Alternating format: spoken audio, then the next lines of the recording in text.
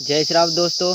तो आज की वीडियो में हम लोग जानेंगे प्रेमानंद जी महाराज से ब्रह्मचर्य रहने और न रहने से शरीर में क्या क्या प्रभाव पड़ता है। तो वीडियो अच्छा लगे तो लाइक और चैनल को सब्सक्राइब कर देना, क्योंकि ऐसे वीडियो आपको हमारे चैनल पर मिलता रहेगा। तो चलिए वीडियो को शुरुआत करते हैं। विश्व का कोई भी सुंदर भोग इतनी ताकत नहीं रखता कि मन से भी भोगने की इच्छा आ जाए।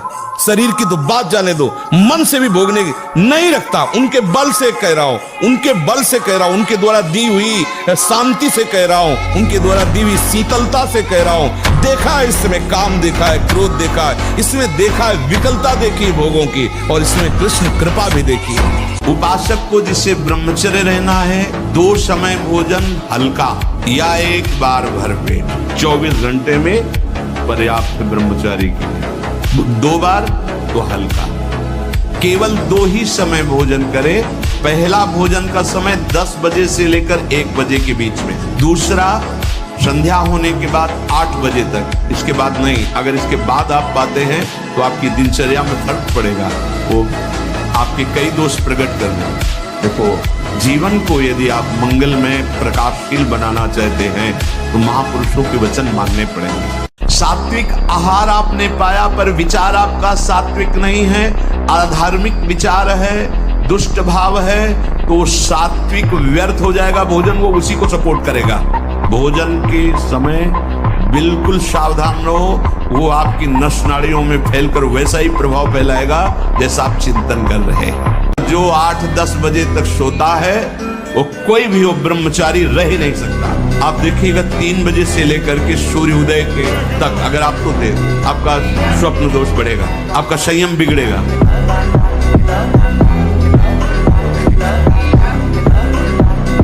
जो ब्रह्मचर्य धारण नहीं करते हैं वो न सदगृहस्थ बन पाते हैं, ना वो वानप्रस्थ, ना वो सन्यासी।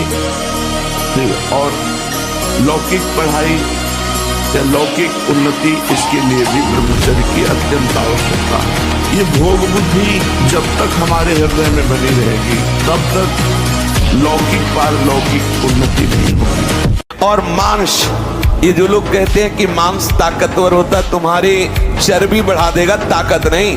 ताकत कहते हैं संकल्प शक्ति को। ताकत शरीर शक्ति प्रधानता नहीं होती। संकल्प शक्ति का एक महात्मा पूरे समुद्र को अंजुली में पी गया। देखो, संकल्प शक्ति, शरीर की शक्ति एक सीमित शक्ति है, संकल्प शक्ति एक महान शक्ति है।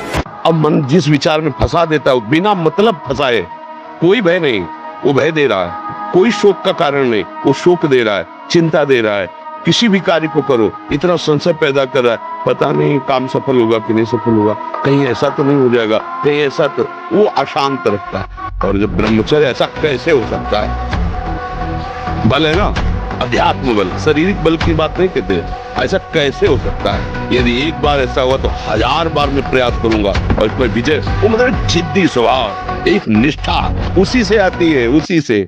कई बार दिन में करके अपने को नष्ट कर देते हैं।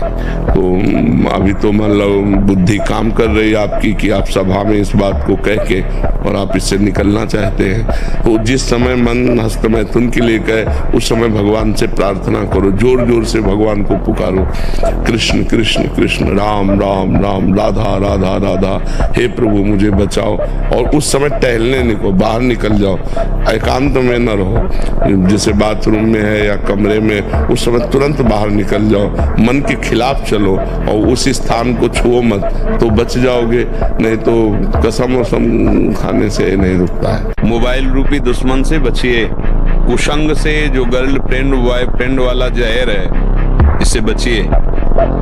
ये भले समझ में लोगों को ना आवे, लेकिन हम जो कह रहे हैं उसको समझ लो। ये वो जहर है जो तुम्हारे जीवन को जड़ से नष्ट कर देगा। आगे देख लेना, संतों की बात समझ में नहीं आती है क्योंकि उनको लगता है कि क्या जाने बाबा जी है, लेकिन जैसे आंख वाले को दूर का रास्ता दिखाई देता, पता आगे कुआं है, गिरेगा जाके। तुम्हें लग रहा है बहुत सुंदर मार्ग है, हमें दिखाई दे रहा है कुआं है, गिरोगे जाके।